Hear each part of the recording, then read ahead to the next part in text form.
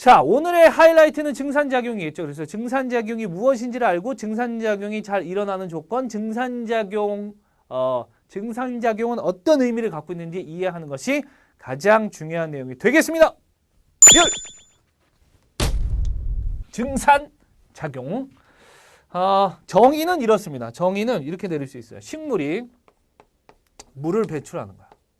식물이 물을 배출하는데 이 물을 갖다가 수증기의 형태로 바꿔서 배출하는 거야. 그러면 이 수증기의 형태로 바꾼다는 건 이건 무슨 뜻이냐면 액체가 기체되는 거잖아요. 그래서 증발시켜서 내보내는 거야. 증발. 한마디로 말해서 식물은 땀샘이 없죠. 동물처럼 무슨 땀샘이 있어가지고 막 땀을 흘린다거나, 특히 이제 여러분들 그거 잘 아시는지 모르겠지만 대부분의 동물은 땀샘이 피부에 많이 없어요. 사람이 거의 이 땀샘이 거의 피부에 제일 많은 동물 중에 하나입니다. 개 한번 생각해봐. 개 막 여기서 땀 흘리는 거 봤어? 개가? 여기서 땀 흘리는 거 봤어요? 안 흘려. 개는 이 혀를 내밀어 가지고 이 혀에서 이제 수분을 증발시켜서 체온을 조절하잖아요. 인간은 땀을 흘려. 그리고 또 인간뿐만 아니라 이건 모든 동물, 대부분의 동물들이 그렇지만 소변을 봅니다. 물을 너무 많이 먹었어. 그럼 소변 보겠죠. 그죠? 제가 학교 다닐 때 동물 생리학 실험할 때 물이 2리터 마신 적이 있었어요. 그러니까 뭐냐면 2리터 마시고 오줌으로 얼마나 나올까? 이거 보는 거야. 그냥 간단하게. 그래서 뭐 다른 것들을 이제 또 보기도 하지만 힘들었어요. 2리터 마시느라고. 2리터 마시고 2시간 있다가 그 소변을 봤습니다. 이 조를 짜는데 한 5명이 한 조거든요. 근데 한 명만 마셔. 5명 마시면 좀 그렇잖아. 그래서 한 명만 마시는데 제가 마셨어요. 대부분 남자들이 마십니다. 2리터 여학생들이 마시는 좀 어려우니까. 그러고서는 그 소변을 받아오는데 뭐 별로 기분 좋은 실험은 아니었고요. 어쨌든 식물은 소변을 못 보잖아.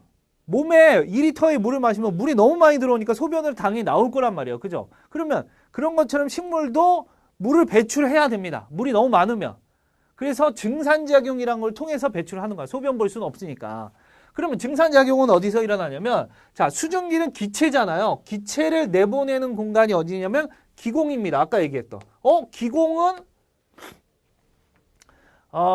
공변세포가 만들어내는 그 구멍이네요. 그렇죠. 기공. 근데 이 기공은 주로 어디 있냐면 잎의 주로 뒷면에 있어요. 아까 제가 앞면에는 하나도 안 그려놨죠? 주로 뒷면에 있어요. 물론 앞면에도 일부는 있습니다. 물론 식물마다 그 차이는 좀 있어요. 근데 어떤 식물도 햇빛을 받는 앞면보다는 햇빛을 직접 안 받는 뒷면에 대부분 기공이 있고 앞면에는 거의 없어요. 없거나 적거나 이렇습니다. 뒷면에 있습니다. 그럼 왜 뒷면에 있냐면 방금 얘기했듯이 잎을 이렇게 잎을 그렸을 때 햇빛을 이렇게 받잖아요. 그러면 기공이 여기 있으면 아까 뭐라고 그랬냐면 제가 증산작용은 증발이 일어나는 거라고 했는데 증발이 일어나는 것처럼 생각을 하면 햇빛에 직접 쏘이면 증발이 어떻게 되겠어? 엄청 잘 일어나겠죠. 증산작용이 무조건 잘 일어난다고 해서 좋은 게 아니야. 몸속에 있는 수분을 적당히 내보내야 되는데 너무 햇빛을 곧장 받으면 너무 증발이 잘 되니까 오히려 식물이 마를 수 있어요. 물이 다 말라버릴 수 있어요. 그러니까 잎 뒷면에 존재하고 있습니다. 주로. 자, 그러면 증산작용은 언제 잘 일어날까? 언제 식물체가 물을 좀 빼려고 할까라고 생각하면은 이거는 증발이라는 개념에서 좀 생각을 해주세요. 증발한다는 개념이니까 증발이 잘 일어나는 조건이라고 하면 우리가 마치 빨래가 잘 마르는 조건, 이것과 비슷하게 생각해 주면 될 것 같아요. 빨래가 잘 마르는 조건.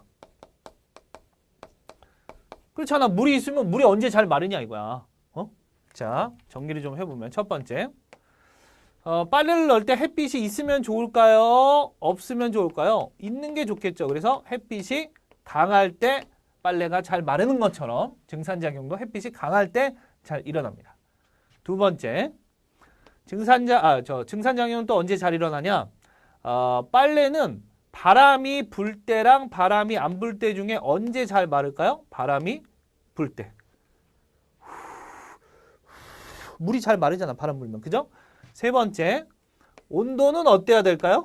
당연히 온도가 높을수록 잘 마르겠죠. 그래서 온도도 높고 바람이 부는 게 헤어드라이기잖아. 헤어드라이어로 뜨거운 바람을 불어넣으면 머리에 있는 수분이 잘 날아가는 거죠. 그죠? 증발되면서. 이런 원리를 이용한 거죠.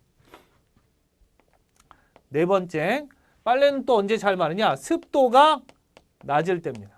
습도가 낮을 때. 습도가 낮다는 건 건조하다는 거예요. 쉽게 얘기하면.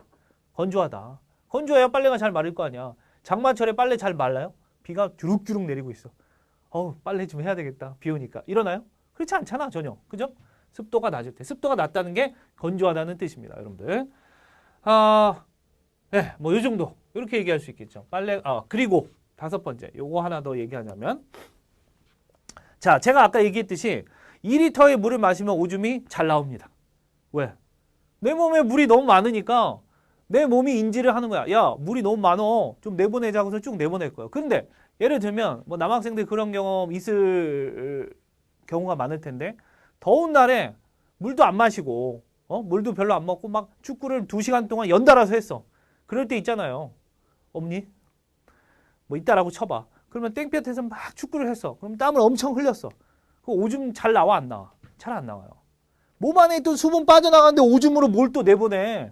오줌까지 내보내면 큰일 나. 탈수가 일어나면서 몸에 이상이 생길 수도 있어요. 빨리 수분 보충을 해줘야 되겠죠. 그럴 때는 잘 안 일어나겠지. 그런 것처럼 증산작용도 언제 잘 일어나냐면 물을 많이 배출해야 되는 조건 중에 하나. 이건 빨래를 잘 마르는 조건하고는 관계가 없겠죠.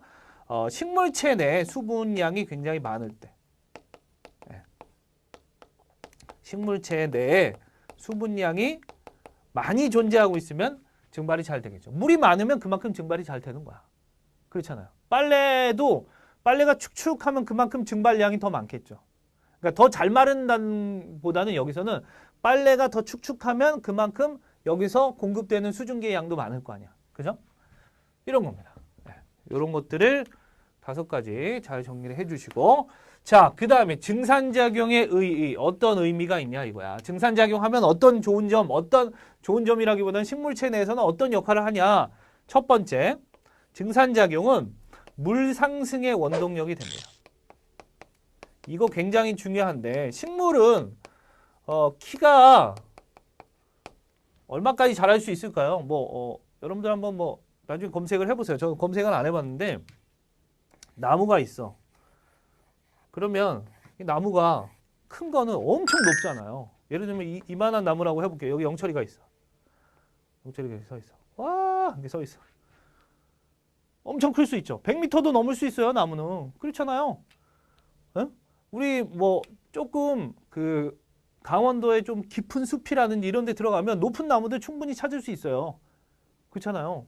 그러면 나무가 이렇게 높은데 누가 물을 여기서부터 여기까지 끝까지 끌어올려주냐 이거. 이 끝에도 잎이 있잖아. 여기까지 어떻게 끌어올려주냐 이거야. 바로 증산작용 때문에 그렇습니다. 증산작용 때문에. 물관을 통해서 이 물이 이동을 하게 되는데 위에서 물을 갖다가 계속 바깥으로 내보내주니까 아래에 있는 물이 계속 올라오려고 하는 거예요. 네. 비우면 계속 올라오려고 해요.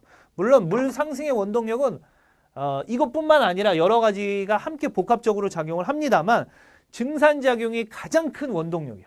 물이 올라올 수 있는 가장 큰 원동력.